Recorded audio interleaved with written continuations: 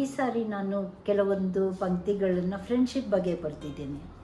Compassion and kindness ಎಷ್ಟು important, ಬರೀ friendship ಬಗ್ಗೆ ಅಲ್ಲ, ಯಾರ ಹತ್ರನೂ ಮಾತಾಡಬೇಕಾದ್ರೆ ಕಂಪ್ಯಾಷನ್ ಮತ್ತು ಕೈಂಡ್ನೆಸ್ ಹೇಗೆ ಹೆಲ್ಪ್ ಮಾಡುತ್ತೆ ಅಂತ ಹೇಳಿಬಿಟ್ಟು ಕೋವಿಡ್ ಟೈಮಲ್ಲಿ ನನಗೆ ತುಂಬ ಮನದಟ್ಟಾಯಿತು. ಇದೊಂದು ಹೊಸ ಫ್ರೆಂಡ್ಶಿಪ್ ಕೋವಿಡ್ ಟೈಮಲ್ಲಿ ಹುಟ್ಟಿತ್ತು, ಹಾಗೂ ಇವಾಗ ತುಂಬ ಚೆನ್ನಾಗಿ ಬೆಳೀತಾ ಬಂದಿದೆ. ಹಾಗೂ ನಾನು ಮತ್ತು ಅವ್ರು ಎಷ್ಟು ಕ್ಲೋಸ್ ಆಗಿದ್ದೀವಿ ಅಂತ ಕೆಲವೊಂದು ಪಂಕ್ತಿಯಲ್ಲಿ ನಾನು ನಿಮ್ಮ ಮುಂದೆ ಇಡ್ತಾ ಇದ್ದೀನಿ. Hope you enjoy this. ಸಹಾನುಭೂತಿಯೇ ಗೆಳೆತನದ ಮದ್ದು. ಸಹಾನುಭೂತಿಯೇ ಗೆಳೆತನದ ಮದ್ದು. ಎಲ್ಲಿಂದಲೂ ಭಯದಿಂದ ಮಾತನಾಡುವ ಸದ್ದು, ಭಯ ಭೀತಿಯಿಂದ ಅಳುತ್ತಿರುವ ಸದ್ದು.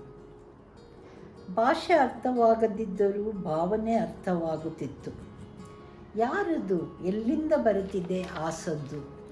ನನ್ನ ಹೃದಯದ ಬಡಿತ ವೇಗವಾಗುತ್ತಿತ್ತು. ಗಂಟಲಲ್ಲಿ ದುಃಖದ ಗಂಟು ಬಿಗಿಯಾಗಿತ್ತು. ಯಾರಿವರು? ಏನು ಕೊರತೆ ಇವರಿಗೆ?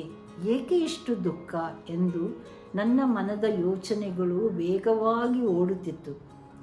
ಗಟ್ಟಿ ಮನಸ್ಸು ಮಾಡಿ ಅವರು ಕಾಣದಿದ್ದರೂ ದೊಡ್ಡ ಧ್ವನಿಯಲ್ಲಿ ಪ್ರೀತಿಯಿಂದ ಕರುಣೆಯಿಂದ ಕರೆದೆ ನಾನು. ಯಾರು ನೀವು? ಏನು ಬೇಕು? ಅಳುವುದೇಕೆ? ಏನು ಚಿಂತೆ? ಬಂತು ಉತ್ತರ ಭಯದಿಂದ ತುಂಬಿದ ಧ್ವನಿ. ಎಲ್ಲೂ ಜನ ಕಾಣುತ್ತಿಲ್ಲ. ಹೊರಗಡೆ ಏನಾಗುತ್ತಿದೆ ಗೊತ್ತಾಗುತ್ತಿಲ್ಲ. ಯಾರ ಜೊತೆ ಮಾತನಾಡಬೇಕು ಅರಿವಾಗುತ್ತಿಲ್ಲ. ಅವರ ಅಳು ಕೇಳಿ ನನ್ನ ಮನಸ್ಸು ಕರಗಿ ಹೋಯಿತು. ಹೃದಯದಲ್ಲಿ ಸಹಾನುಭೂತಿ ಉಕ್ಕಿ ಬಂತು. ಒಂದೇ ಉಸಿರಿನಲ್ಲಿ ಕೂಗಿ ಹೇಳಿದೆ ನಾನು, ನಾ ಇರುವೆ ನಿಮ್ಮ ಮನೆಯ ಹಿಂದೆ, ಕರೆದಾಗ ಕ್ಷಣದಲ್ಲಿ ಅಲ್ಲಿರುವೆ ಎಂದೆ. ಆ ಭರವಸೆಯ ಮಾತು ಅವರಲ್ಲಿ ನಾಟಿಕೊಂಡು ಚಿಗುರಿತು ನಮ್ಮ ಗೆಳೆತನದ ನಂಟು. ಇಂದಿಗೂ ಮರವಾಗಿ ಬೆಳೆಯುತ್ತಿದೆ ಆ ನಮ್ಮ ಸ್ನೇಹದ ಅಂಟು. ಆಗ ನನಗೆ ಅರಿವಾಯಿತು, ಸಹಾನುಭೂತಿಯೇ ಗೆಳೆತನದ ಮದ್ದು. ಸೊ ಇದು ನಾನು ಕೋವಿಡ್ನಲ್ಲಿ ಆಗಿದ್ದ ವಿಷಯದ ಬಗ್ಗೆ, ಹೇಗೆ ನನಗೆ ಇವರು ನನ್ನ ನೇಬರ್ ನನಗೆ ಕ್ಲೋಸ್ ಆದರು, ಹಾಗೂ ಯಾವ ರೀತಿ ನಮ್ಮ ಫ್ರೆಂಡ್ಶಿಪ್ ಮುಂದೆವರಿತು ಹಾಗೂ ಮುಂದೆವರಿತಿದೆ ಅಂತ ಹೇಳಿಬಿಟ್ಟು. Major thing was kindness and compassion. ನಾನು ಯಾರಾದರೂ ಏನಾದರೂ ಮಾತಾಡೋಕ್ಕೆ ಬಂದರೆ ನನಗೆ ತುಂಬ ಇಷ್ಟ, ಯಾರಾದರೂ ನನ್ನ ಹತ್ರ ಕೂತ್ಕೊಂಡು ಅವರ ಬಗ್ಗೆ ಮಾತಾಡಿದರೆ.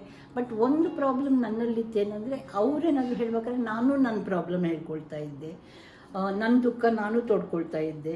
ಆಮೇಲೆ ಅದನ್ನು ಅವ್ರಿಗೆ ಎನ್ಕರೇಜ್ ಮಾಡಲಿಕ್ಕೆ. ಬಟ್ ಆ್ಯಕ್ಚುಲಿ ಒಂದು ಹೊಸ ವಿಧಾನ ನಾನು ಕಲ್ತಿದ್ದು ನನ್ನ ನೇಬರಿಂದ.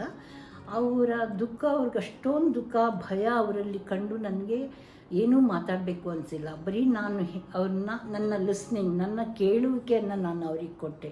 ಹಾಗಾಗಿ ಅವರು ಬಹಳ ಬೇಗ ಅವ್ರು ಸರಿಯಾದರು.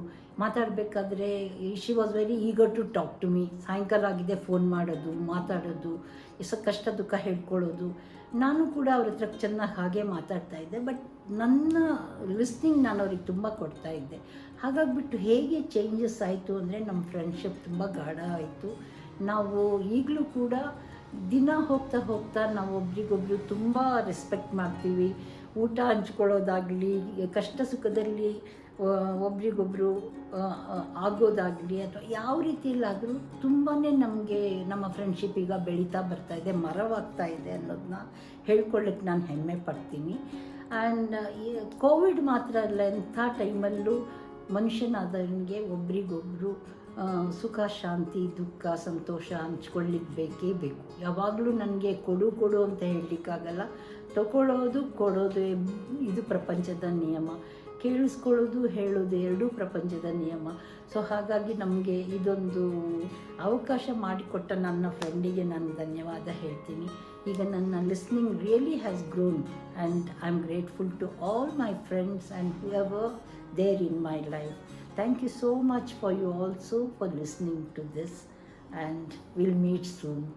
Thank you.